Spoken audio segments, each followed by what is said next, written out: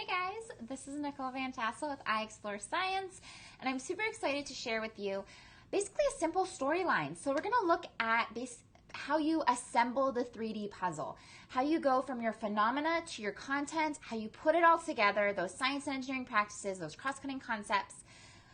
We're going to keep it as brief as possible because obviously that's a lot, but I kind of just want to model this process for you so you can really see a very simple storyline in action. I've said before, and I'll say it again, science it's not about checking off standards or just covering content. It's really about investigating phenomena, or that's what it should be about, because that's what scientists do. They're not just checking off standards to check off standards. They are investigating something to solve a problem or to learn why a phenomenon is happening. But what does that mean? What does investigating a phenomena mean? And what does it look like in the classroom? And how do you do that and also check off standards? Because we know that's also what we have to do as teachers, right? Okay, so we're going to kind of walk through a simple storyline together so you can see how students investigate a phenomenon to learn science concepts. So one of the complaints I often hear about the NGSS is like, oh, well, there's no content, or where's the content? Or if we're doing phenomena, where does the content come in? How do you do? The phenomena is your vehicle in the science and engineering practices and the 3D teaching and all of that is the vehicle to get to the content. You are still teaching your students content. We're just not only teaching content, which is kind of what we've done in the past. So we're going to look at how we can layer our phenomena to build our student understanding and maintain engagement through a whole storyline. That's another complaint I see a lot. My students get bored with the anchor. They get bored with this phenomenon. And you're going to see how discoveries tie back to that big anchor, and then they spark new questions or they keep the storyline rolling forward. So if you have had trouble if you've been at this and you kind of have had trouble putting it all together and seeing how this fits together, then this is perfect for you. Okay, so let's go ahead and dive right in. So this kind of simple storyline that I'm going to be sharing with you is actually part of a larger storyline, and I call it organisms in their environment. And it ties together a life science standard with several earth and space science standards. So the topics that it covers are resource availability, the water cycle, climate, and weather, and a tiny bit of interactions. But that's obviously a lot, and we only have about a half an hour. We have our I Explore Academy virtual happy hour today to connect with everyone who's been going back to school. So I don't have that much time. So we do not have time to go over the entire storyline. We're going to zoom in on a small portion of it, a piece of this instructional sequence that examines a few of the factors that affect climate. So specifically, we're going to be looking at latitude, elevation, and geography, mountains and vegetation, because these are, actually I didn't even put mountains there. I forgot to do mountains. The same activity works for both of them. Because these are the most relevant to the phenomenon that I chose for this storyline, which is Death Valley. More specific, well, we'll talk about what it is in a second. A specific day in Death Valley. So to be honest, I've done some tweaking to this storyline so that you can see in this very short section a cohesive short version. So the vegetation activity I literally threw together as I was preparing this. So I don't have a lot of details on it, but this is basically how I would conduct that kind of activity. I wanted you to see how it all connects and intertwines and just how it is just very much connected and cohesive. So let's just dive in. My anchor phenomenon. My anchor phenomenon for this instructional sequence. Now, an anchor would normally be for an entire unit, and it would connect all of my standards. But like I said, this is a zoomed in version, and we're just considering this as my simple storyline. So this anchor is the anchor of my simple storyline. It's connecting several objectives here. It's the biggest phenomenon of this storyline. So I'm going to call it my anchor. If I was looking at my complete unit, I would still have a layer of phenomena above it, or phenomenon above it. But basically, my anchor phenomenon, my phenomenon here is this specific day, and I don't remember what day it was, but it was within the last couple weeks, in Death Valley. It was a different day, but I figured this day was better now because I can update it because, hey, it hit 130 degrees there. And, in the original storyline, that hadn't happened yet. So anyway, I would pick this specific day where it hit 129 degrees Fahrenheit and sharing these pictures with students and this article with students about Death Valley. So you can see in this image, what I like about this image, it tells you the temperature, but it also shows 190 feet below sea level, which is going to tie it to my elevation. So I'm kind of dropping hints or breadcrumbs to some of the things that we're going to be talking about. And that is there on purpose because I want my students to ask about, well, what's sea level, or how does that play a role, or could that play a role? So that is literally part of this kind of presentation of the phenomena. I don't have to bring it up myself. I don't have to point out elevation because it's right there in the picture. So a couple pictures of Death Valley. So some questions that I would imagine my students would ask would be like, well, why is it so hot? What is sea level? How is it below sea level? Why aren't there many plants? How much does it rain? Why doesn't it rain? Some of these questions we've actually addressed earlier in the storyline because we already talked about like the water cycle, and we talked about, you know, resource availability. So they know if it doesn't rain, plants don't grow. I mean, most middle school students know that anyway, but they have like evidence to back it up. So they can probably guess like the reason there's not very many plants, even with, you know, adaptations that plants have to survive in a desert, it hardly rains at all there. Or maybe it doesn't rain at all there because we don't really know exactly yet. But these are just some questions that our students might ask when given this picture. And you might expand upon how you present your phenomenon. But anyway, that's my phenomenon. So I start by looking at latitude. And basically, I wanted to start with latitude because I want students to understand where like Death Valley is on the map and kind of that background information. So this is an instance of my students didn't technically ask about latitude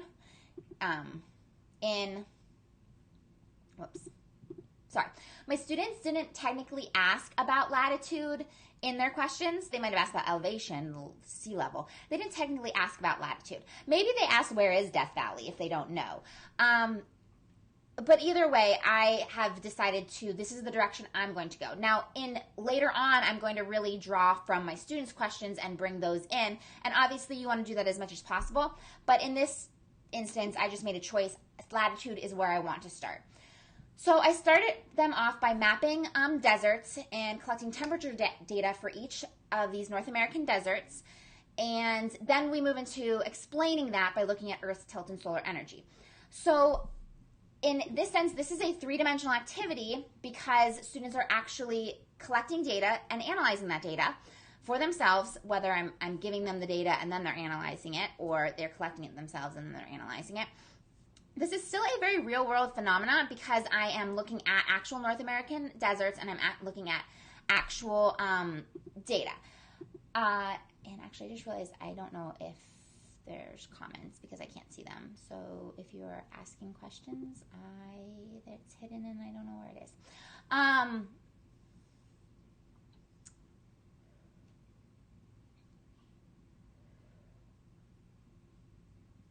not sure where that is. Okay, so if you ask a question, I will have to answer it later. I'm sorry, I can't see the comments. Okay, so anyway, three-dimensional. Now, within my actual activity is when I'm going to make sure I'm bringing in my cross-cutting concepts, like looking for patterns in the data and talking about like some cause and effect. And then that's as we get into Earth's tilt and solar energy, looking further into cause and effect and all of that. So the second part of this sequence, this short sequence, maybe 2 to 3 days worth, depending on your students, how quickly they work, all of that, is actually carrying out an investigation using a simulation. So this is more of a contrived phenomenon. This is not a natural phenomenon. This is not something that we're going out into the world to observe ourselves because we can't really look at Earth's tilt in the world. We have to bring that into the classroom and investigate that using like a simulation. So in the past, we have often just jumped right to something like this, just jumped right to a simulation and this investigative level of phenomena. And our students carry out the lab and they might enjoy, the hands-on lab, they might enjoy using the technology, the simulation, but they don't ever really make the connection back to like the real world. Starting with the North American deserts and the map and Death Valley and all of that is really rooting it in the actual real world. So that's something that's just important to to do. That's why we do the phenomenon at the beginning, and that's why we want to have that real world phenomena early on. But you still have a place for those classroom labs. Now, through that lab, students are investigating, like, how does latitude, in mapping North American deserts, we answered the question of how does latitude affect temperature, and they identified the pattern that as you get closer to the poles, the temperature drops, and as you're closer to the equator, the temperature is hotter. But now we need to answer, like, why does that happen? So that's when they're looking at Earth's tilt, solar energy. I follow up this investigation with a demo where they actually use a flashlight to see how, like, light is dispersed differently at different angles, like the angle of incidence and all of that. And they carry out that lab, but then it's really important that we then tie it back to the real world. So we did the lab, we saw how it works in this contrived simulation, but we need to see how it works in the real world, or we need to apply it to the real world. So we go back and we are applying it to our deserts that we mapped, and they're able to explain why the Great Basin desert is colder than, like, the Sonoran Desert, or possibly one of the reasons. So this like lesson sequence happens over 2 to 3 days, and you can see that there's been several layers of phenomena kind of woven in already. We had my kind of anchor, my Death Valley, then we have my North American deserts and these three deserts and the different temperatures of these 3 deserts. And then we had this actual investigation using the simulation that we were carrying out. And it's kind of a phenomenon. It's not really in the natural world, but it's kind of creating our own, like, phenomenon to investigate. And that's happening in the classroom. But then we always go back and we tie it. So after we've tied it to that map, we also need to talk about, okay, Death Valley. We're coming back to the anchor. And we discuss how latitude explains some of the heat, like how, latitude, we can look at where Death Valley is, and it makes sense that Death Valley is hotter than, Canada. But that doesn't necessarily explain everything. And this could be where, okay, now we I started with Death Valley on this day. I don't know if it was like June 4th or something like that, July 4th, July 14th, I don't know, August 4th, I don't know. We look back at this day, and maybe now I pull out a weather map of this day. So it's still the same phenomenon, but now it's the weather map of the whole region. And they can see that Death Valley is still significantly hotter than the areas around it. Like, all of those areas are hot for sure, but Death Valley is even hotter. So we know it's not just latitude. There's something else there. And the discovery of the role of latitude just leads to another question, or this discovery of what we've learned has led to more questions, because, okay, we can explain some of it, but we still have these unanswered ideas. And so this is where I come back to student questions, and we go look at what were some of the other ideas we had, and elevation right here was one of them, and sea level, and the questions about sea level. So, okay, now we're going to investigate this student's question about, like, what's sea level, could that play a role, and we start looking at elevation. And this is where I would layer in another, like, level of phenomenon that's going to help us answer these questions about elevation, and even like mountains could be answered with this same activity. So the role of geography in climate, elevation, mountains, the rain shadow, all of that really could be kind of answered with this same activity that I had created here. So looking just at Death Valley doesn't really help us, but if we look at the climates of, like, several different areas in the United States, students can analyze data. So again, there's your 3 dimensions. We're identifying patterns. That's cross-cutting concept to look about at the effects of elevation and mountains and things like that on these regions. Cross-cutting concept, cause and effect. So our students are discovering this idea that higher elevations are colder than lower elevations. And they are identifying that these areas on, like, the side of the mountain are typically drier. There's a whole lot less rain in these areas than, the other areas. So they can look for patterns by looking at several different sets of data, several different cities, and discover those ideas. And I didn't include these activities, like, on these slides, but I would obviously, like, follow up all of these activities with kind of the more traditional, like, okay, we investigated this, we've talked about it, we've made meaning from it, and now we're going to kind of like read more about it. Or now maybe we'll watch a video about like the rain shadow effect. Or now we're going to look at, read a current event about, you know, the like elevation and climate, and to extend our learning. So there's all of those other kind of elements of learning happening as well. It's not just all exploration and then a next exploration, and then the next exploration, and the next exploration. There's still opportunities to review. There's still opportunities to go deeper, extend your learning, take your notes, review vocabulary, practice vocabulary, all of those things. But it always starts with the student like discovery of the idea. So then students, you know, figure out, okay, so there's some patterns here. Elevation plays a role. And as always, we come back to the anchor. Our exploration helped us like identify this pattern that lower elevations are warmer than like, or cooler, higher elevations are cooler than lower elevations. And now we have to apply it to Death Valley. Does elevation explain what's happening in Death Valley?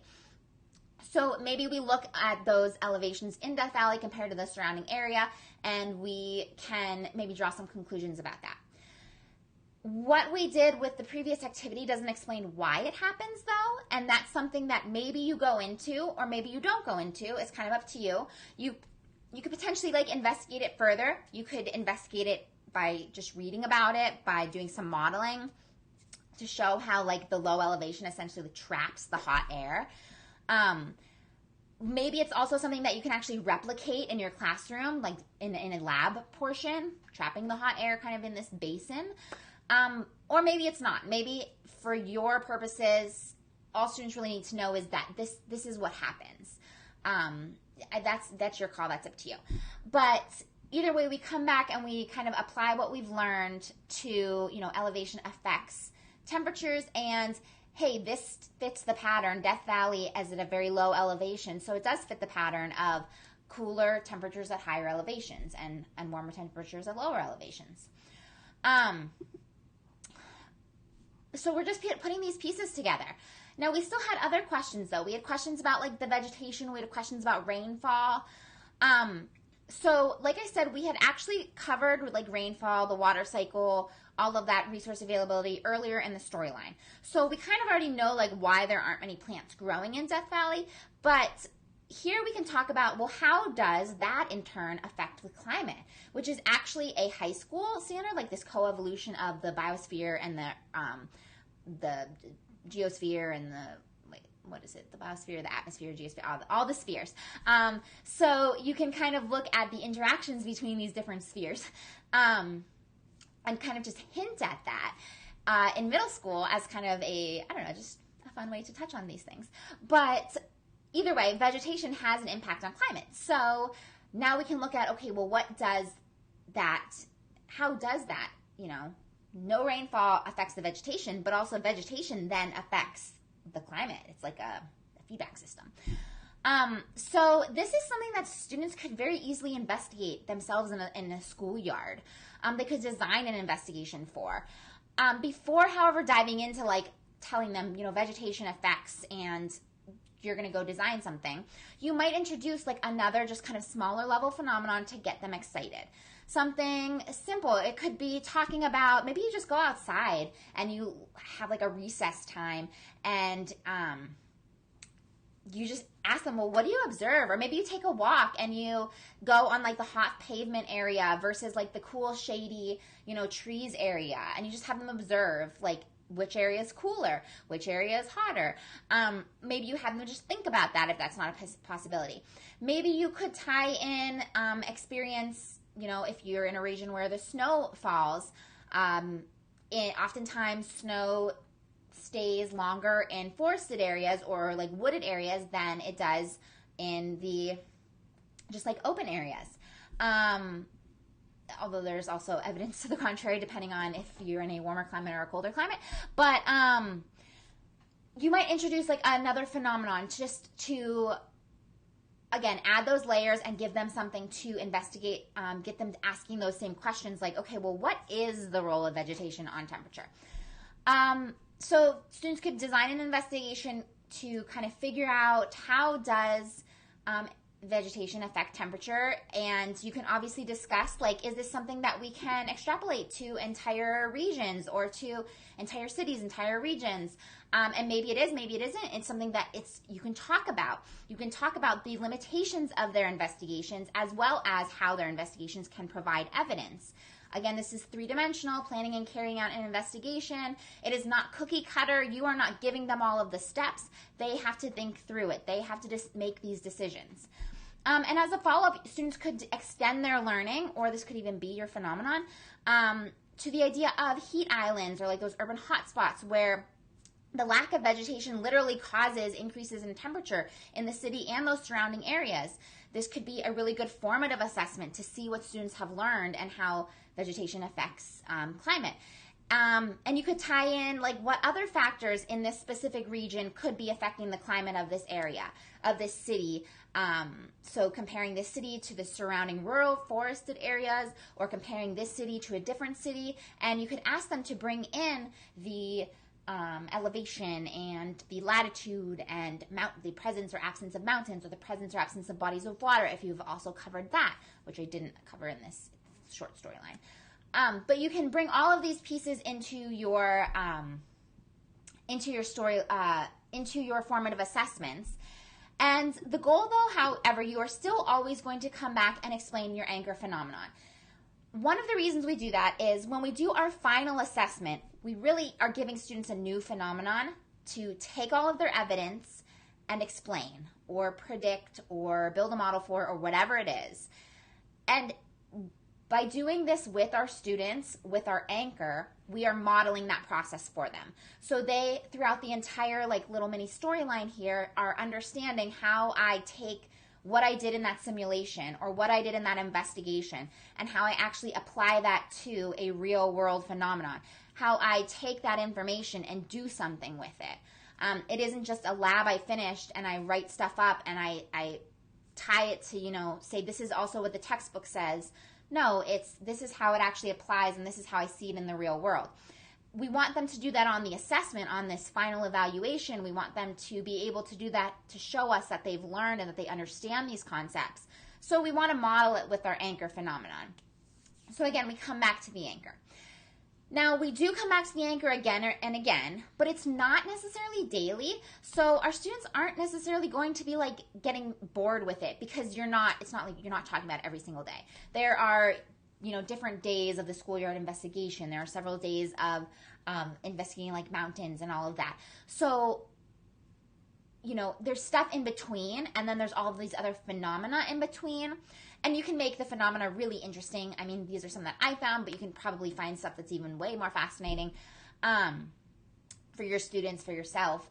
And all of these things keep your students' curiosity piqued. And when you're coming back to the anchor, it's really to like prove what they've learned and show that how it's like relevant and how it helps us understand, why Death Valley was so stinking hot that day. So again, for your final assessment, you'd be choosing another area, another city to truly assess what your students have learned. And they are really taking everything that they've learned and explaining or modeling or doing a three-dimensional practice, which is really important to consider right now, because with any sort of hybrid learning or online learning, I know a big fear is, well, how do I know that they're not going to be cheating? I mean, with a performance task like this, it makes it very difficult to cheat, because they have to do something. They have to apply it to a very specific situation. It's not something that they could very easily Google, because Google does not know the data they collected in their investigations. Google does not know about their schoolyard investigation. It does not know about the simulation. So they are able to really tie in all that they've done before in their assessment. And it makes it much more difficult to cheat, as opposed to like those multiple choice questions and so on and so forth. So before you get to that summative, though, you always want to just model the whole process, and you can do that with your anchor, with explaining your anchor. So I'm going to just make sure, I don't know if, make make sure there's no like comments or anything. Okay, so if you have any questions, feel free to post them as we wrap up. Like, I know that switching to this storyline approach and adding in your phenomena and your exploration and all of that can be like really hard. So if you are looking at this process and you're thinking like, I don't know how to get there. First of all, it's all just baby steps. It takes time to put all of these moving pieces together, and so don't feel overwhelmed like I have to do it all at once. Maybe you just start with integrating a little bit more phenomena. Maybe you start with just incorporating a science and engineering practice or a bit more exploration into your existing lessons. Wherever you start, it's okay to make these baby steps. I spent a lot of time wondering and wandering when I started with the NGSS, and it was hard, and that is really why I've created all these programs and I do all these trainings, because I would like you to have an easier path. That said, if you are, sick of crowdsourcing, if you're sick of all the wrong turns or the confusion or just feeling alone, I do have resources available to you. So as you know, you've probably heard the free Kickstart AHA course, Intro to the NGSS. If you are just getting started with this approach, if you're not sure what storylines are, if you're not really sure what like 3 dimensions, phenomena, that answers all of those questions. If you're not sure, like, how do you read the standards, like the evidence statements, all of that, Intro to the NGSS, Kickstart AHA, that's where you can find that. And then, of course, you're invited to, dive right in with us at iExplore Academy, the professional development program. That's where I work with teachers to basically develop your 3-dimensional storylines, develop your lessons, your storylines, and implement these exploration and discovery practices. We have group calls and group meetings. Like I said, I'm heading to one of those next, and it's just an opportunity to get support, have community, actually talk to a real human about and collaborate and all of that about this process, as well as you really do get a recipe, kind of step-by-step way of building your actual NGSS aligned curriculum, your units.